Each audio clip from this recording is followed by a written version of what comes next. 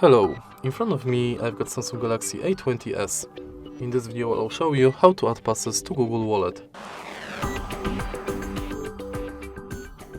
In the beginning, let's go to Wallet and tap Add to Wallet button. Now focus on Transport Pass, Loyalty and Gift Card.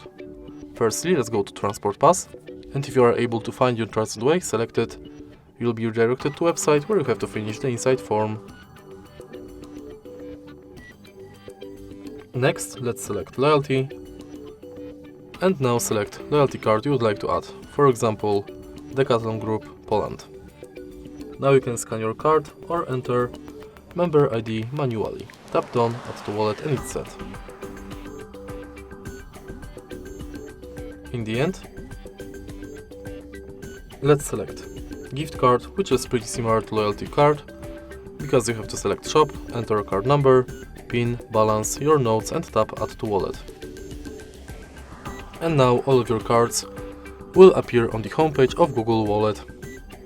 And that's basically it. If you find this video helpful, please leave like, comment and subscribe.